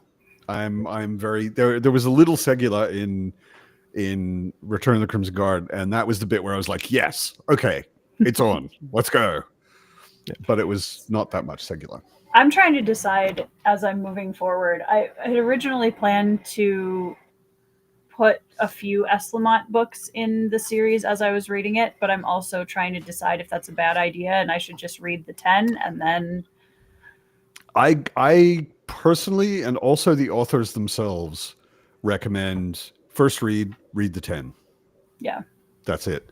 I would say yes, just do that. And then you can either go back and read the Eslamont books, or you can do what I'm doing and read them all sort of in the order they kind of belong in. It's only 27 books. What are you rolling your eyes at? 27 very long, thick, dense, complex books. Not yes. all of them. Not all of them. Knight of Knives is only 500 pages. I mean, come on. In like normal people language, what you just said makes no sense. That the small it's a really book short is only Malazan 500 pages. I think it's 400 something. I get weird it looks. Might be, yeah, it's under when 500. I talk about 400 or 500 page books. Yeah, I mean, but come on, look how inconspicuous this book is. Tiny. So it's short. This version is only 282 pages. There you go. Fly through that. Mass market paperback is novella. 400 or something, but yeah, it's practically a novella. Yeah. I mean, Knight of Knives, I literally read that in like a couple days. That one is quick. It is quick. It's a quick little story. That was the one also I was thinking about, because that one's in between House of Chains and Midnight Tides, right? No, Midnight Tides and Bone Hunters. Got it. Okay. Yeah. I would not dissuade you from that. Yeah. Yeah, you could. You were the one that recommended it in the first place. So. Yeah. I think only that one. Okay. Because everything, like all of the novels in the Malazan Empire by Eslamont, except that one, are like bricks. They're pretty much all kind of huge. They're good size, yeah. But I think Knight of Knives gives a lot of interesting context to some very specific things. Okay. When you read it in the right place, and then you're like, oh, okay, that's how it came to be, and because it's a flashback kind of, back in time. I might throw that one in there then. Yeah. I think that's worth it. Yeah. Also liked Return of the Crimson Guard. Yeah, I like it too. I love it. I did not really. I can't say I liked it. I felt like the value I got out of it was some lore, and then there was a whole bunch of stuff going on, most of which was really hard to follow. And comparing it to Erickson and saying it's hard to follow is like, it was really hard to follow. Like once again, it was better on a reread for me. I'm sure. Yeah. Just like all the other Malazan books, it was better on a reread. Yeah. Having recently reread Way of Kings and still disliking Wit. I disliked Wit from the moment I bumped into him. I was just like, you are an ass. Why is this ass here? See, that's the difference. Quickpen is a smart ass. Oh, yeah. Wit is just an ass. Yep. Agreed. Like Quickpen, the thing I always liked about Quickpen, he is pretty much always the smartest person in the room. And he does always kind of have a secret plan he's not telling anyone, but he's not lording it over anyone. Mm-mm. He's not acting like he's smarter than you. Sometimes. He's just but usually he's just like, I just don't want anyone to mess with my plans. Yeah. Or I can't tell you because you would be in danger, or that kind of thing. But Wit always seemed like he was just lording it over everyone. I know a lot of things that you don't. And it's just like, oh, you're an asshole. It's like, I feel so bad. So I'm going to Dragonsteel in December, which I'm very excited about. Nice. But cool. I know that there are actors who play some of the Stormlight characters that I don't know like how involved they are with the day events and everything. But I'm like, if the actor that's playing Wit comes anywhere near me, it's not going to be a good time. It's really not going to be a good time. And I when feel you say so bad actor, 'cause you I'm mean sure- you mean on the audiobook? No. Like he hires people to play Wit or Yasna or like whoever cosplayers or in something. like Yeah. cosplayers, exactly. To wander And I'm around sure in they're character. phenomenally talented. Ah, Yeah. okay. So nothing against the actor. I'm sure he's lovely, but I'm just don't talk to me. It's not you, it's your character. It's not Get away you. from It's me. your character. Yeah. Yeah. Yeah. Yeah, it's good to separate those. I rewatched Ted Lasso recently, and I looked at a lot of like supplemental media about Ted Lasso, and apparently everyone in the world hates Nick Mohammed, who plays Nate in the show. And I'm like, Nick Mohammed is a magician and a stand-up comedian and awesome. He's a really, really nice guy. Yeah. I've heard interviews and all sorts of things with him. Please don't hate him. Yeah. He's like an a lot awesome of guy. His actors character is try to do hateable, that. but you know. Well, it's why Jack Gleason, who played Joffrey, like literally disappeared from the acting world because it was so really bad. sad. Tom Felton, who played Draco Malfoy, he still runs into that all the time. It's like, guys, use your brain cells. Yeah. First of all, you know that these characters do not actually exist. And second of all, they're being played by real people who have real lives that you're ruining. Yeah. Yeah. That's crazy. Yeah. Wild. Tori versus Wit at Dragonsteel. No. You taking your axe? I might now. Yes, Rogue. As Ida said, the Crimson Guard are throughout the novels of the Malazan Empire, so it's not just that book. Some pretty epic Crimson Guard shit happens in Return of the Crimson Guard, of course, but there's plenty more Crimson Guard. Oh, there's some great stuff after that coming up in Blood and Bone and Assail. Some really great Crimson Guard stuff coming up. Yeah. I'm really looking forward to more Segula, though. As soon as I met the Segula, I mean, it's not really a spoiler to just in general say what they are. Anyone who hasn't read Malazan, the Segula are a culture where pretty much the entire culture is about who's best at fighting. And they are all ranked. They don't have names, they have numbers. So number 1 is the badassest Segula there is. And whenever you run into a Segula in the books, you're always waiting for someone to understand which number they are. You know, it's like, oh, is this guy a 3 or is he like a 50? You know? Yeah. Well, the best is their interaction with the rest of the world. Yeah. You know, and how they size people up if you look at them wrong, that's just not the right thing to do. You basically don't want to look at a Segula at all for longer than just a glance. Right. Because they'll take it as a challenge and they want to establish which one of you is better. Yep. And they'll kill you, you know? Yeah. So yeah, they're a lot of fun. They're very serious boys. And the combination of them plus a couple of other characters that have been previously mentioned. Yeah. Absolute gold. And there are a couple of really, really awesome scenes in Return of the Crimson Guard that involve the Segula. Different Segula than you've seen anywhere else, but just out of nowhere, some Segula turn up and you're like, oh, this is going to be fun. Yeah. Especially with the Crimson Guard. Yeah. Great stuff. Yeah. Really, really, really good Segula stuff. I just love the Segula. So it's one of the things that's motivating me to keep reading because I'm like, I need to get to Orb Scepter Throne. And get all the Segula I can. Yeah. Very, very cool stuff. Do we want to read a little more? How about another sprint? I'm going to jump off and get some late lunch. All right. It has been a pleasure. Thanks for having me. Yeah.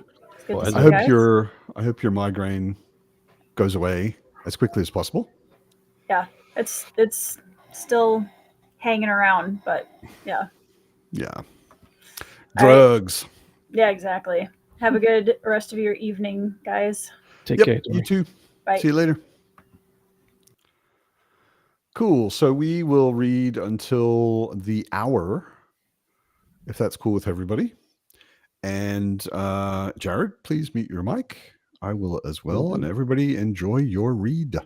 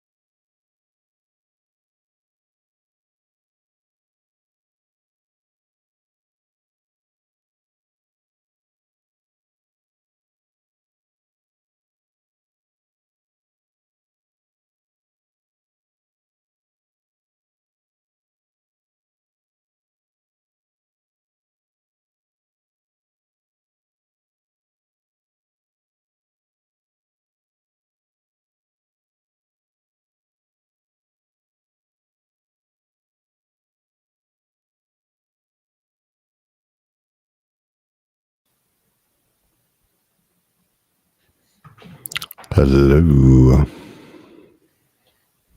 What's up? Good reading?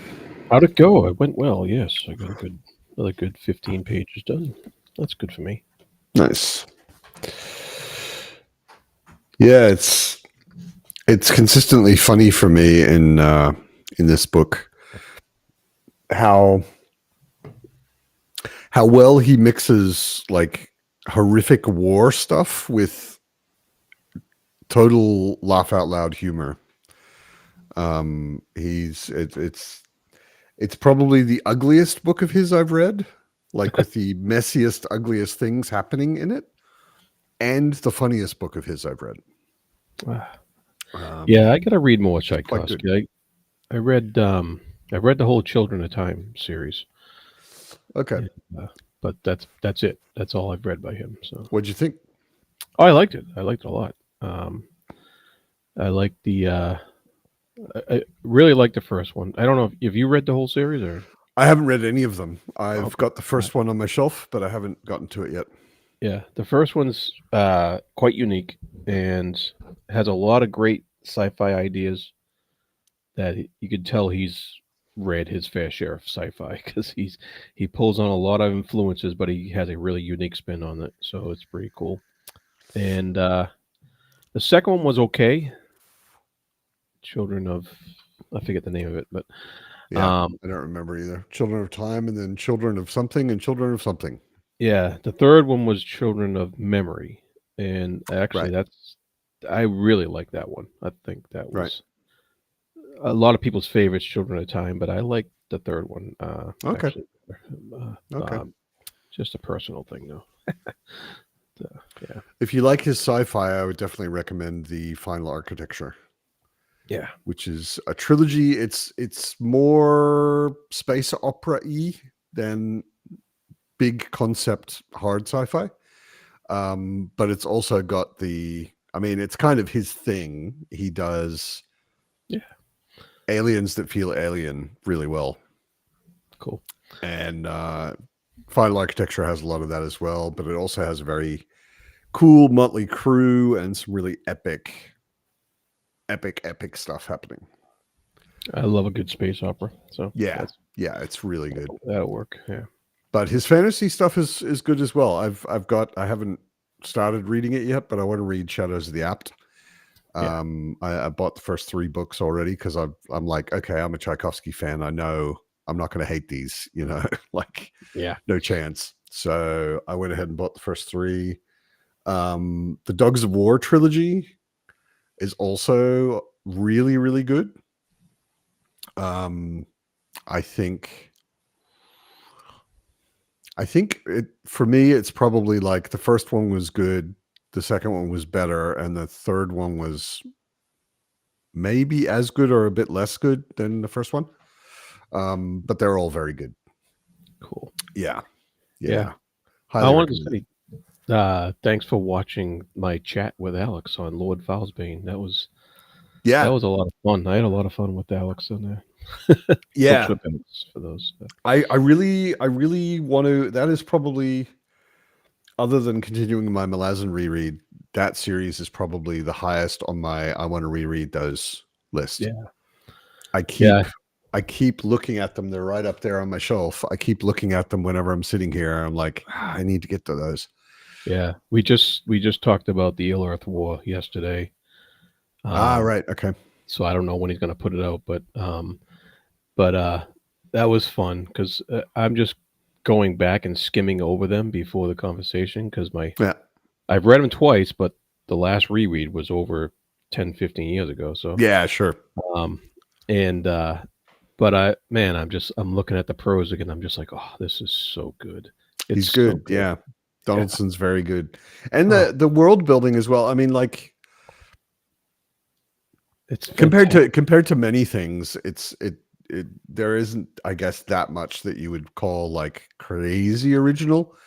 But back in the day, I mean, I remember reading those not that long after I read Lord of the Rings, and I was like, whoa, this is totally something else. This is not Tolkien.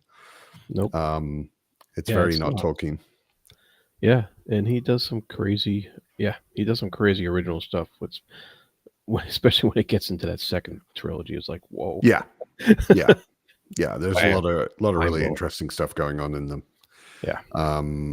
Yeah, I definitely want to reread them, and I assume I will still like them, but it's been 30 years or something since I read them.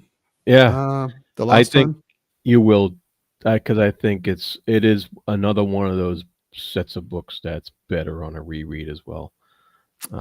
Yeah, well, I did reread them. Like, I read them when I was 14, and I loved them. And I think I reread them when I was in my early 20s, maybe around then. And yeah, but I mean that's a very long time ago, obviously. Yeah. I have some pictures in my head, and I have some rough ideas about, what went on and what happened and characters and stuff like that. But there's like so much detail, I have no idea. It'll be like almost like reading a new book. Yeah. And yeah. New age, new perspective, new totally. I'm sure I will take it totally differently. Yeah. Anyway, it is pretty late here. It's past 11 now, so I'm going to close the pub. Thornall, I'll answer Thornall's question quickly. I haven't gotten any further in BPRD. My comic reading lately has been, I got the 2 hardcovers of the entire Bendis run of Daredevil, and I read that recently.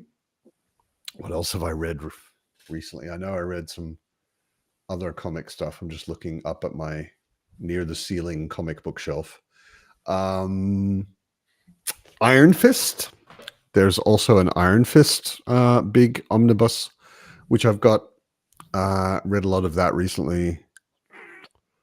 And I haven't really gone any more into the Mignolaverse lately. I finished, but I will. Oh, cool. Yeah. I haven't. I didn't. For some reason, I don't think I subscribed to those. Like, there's a English comic store that I go to in Berlin, and I have a pull box there, and I've got Saga on subscription. Yeah. And somehow I don't think I ever subscribed to the Assassin's Apprentice. I really should have. Very good adaptation. Very good. Yeah. No, I bought the first 4 or 5 and read those and really enjoyed them.